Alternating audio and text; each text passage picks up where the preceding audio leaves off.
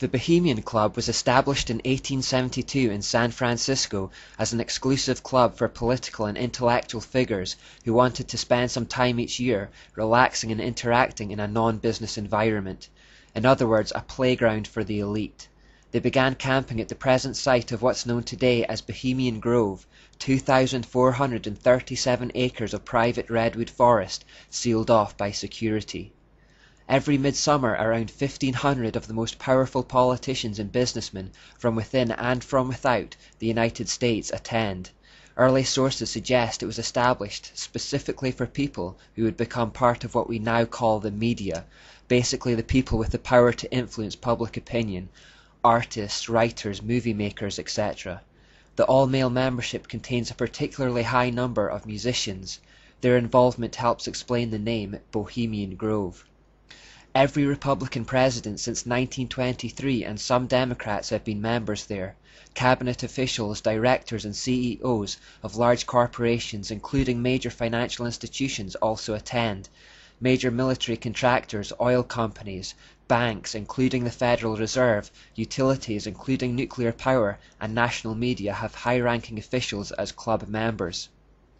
The Grove appears to act as an informal doorway to the world of the elite. It's like the equivalent of the outermost circle of a satanic cult, or the lowest levels of Freemasonry. People who attend are invited to bring guests with them each year.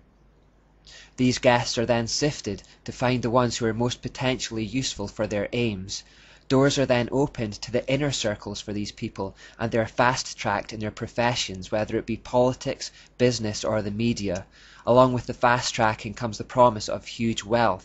The newcomers are puffed up with pride, and appeals are made to their egotism and selfishness. They are told they are special and have unique gifts and talents. The exclusivity of the event is highlighted, and they are made to feel a sense of belonging. This is all designed to transfer their loyalties away from mankind in general, the masses, towards the establishment or the elite. On the first Saturday of the camp, the attendees perform a Druid pagan ritual called the Cremation of Care. It begins with a procession of men in red robes and pointed hoods, some playing a funeral dirge and others carrying flaming torches. Transcripts from these rituals have been obtained and include specific references to Babylon and goodly Tyre.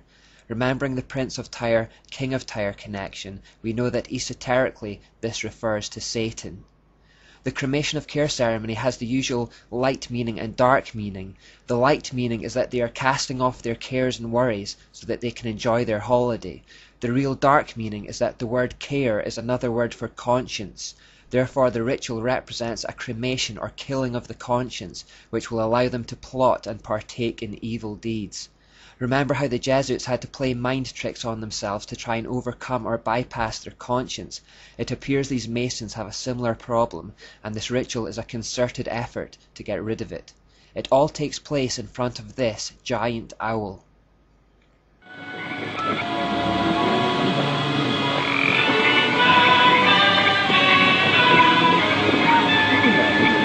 Time malevolence which would pursue us here has lost its power under these friendly trees. So shall we burn thee once again this night, and in the flames that eat thine effigy, we shall read the sign, Midsummer sets us free. Ye shall burn me once again.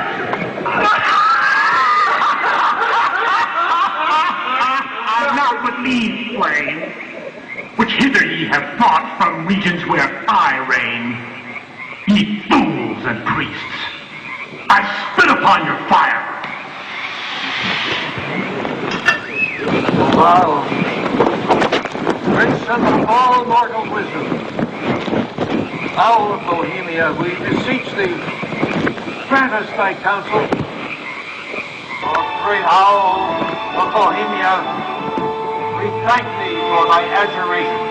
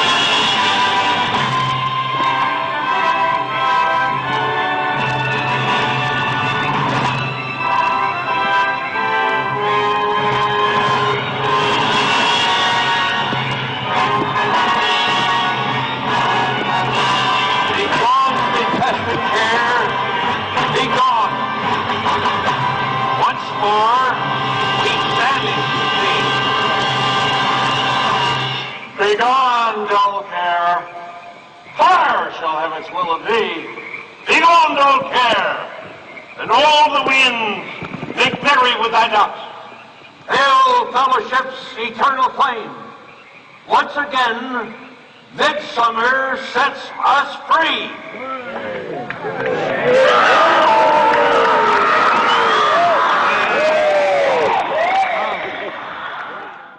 Pretty scary stuff, right? But this is what the elite call a good time on their holidays. Now, most accounts suggest that this owl is the form of Baal called Molech. He is mentioned in the Bible as one who demands child sacrifice and fire. However, the owl imagery aligns it more with Lilith, Athena, or Asherah, the goddess in other words. I could be wrong, but it seems more likely that this is an idol for her. Ultimately, it doesn't really matter, as both are just facets of Satan. But given what we know about Lilith, it's also interesting that cross-dressing is apparently prevalent at the Grove, as it is with many occult societies that honour her.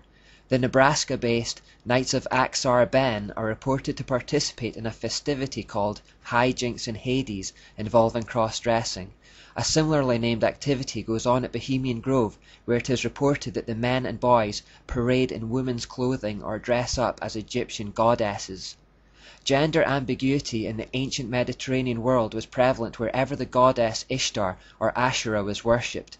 Indeed, they had cult festivals specifically characterized by cross-dressing. There was one thing I didn't mention about the $1 bill before. It's an owl that sits in the top right-hand corner, seen in this photo. Interestingly, some see a spider in this image instead of an owl. Personally, I believe it's an owl, but it's interesting that this sign exists at the entrance to Bohemian Grove. It reads, "Weaving spiders come not here," and so we have a sign here that combines both the owl and the spider. Manly P. Hall confirms and elaborates on what the evidence seems to support. Not only were many of the founders of the United States government Masons, but they received aid from a secret and august body existing in Europe, which helped them to establish this country for a peculiar and particular purpose, known only to the initiated few. Before we finish off this third section covering the Enlightenment era and move on to the present day, we need to explore more about this European secret body who were aiding the establishment of a Masonic America.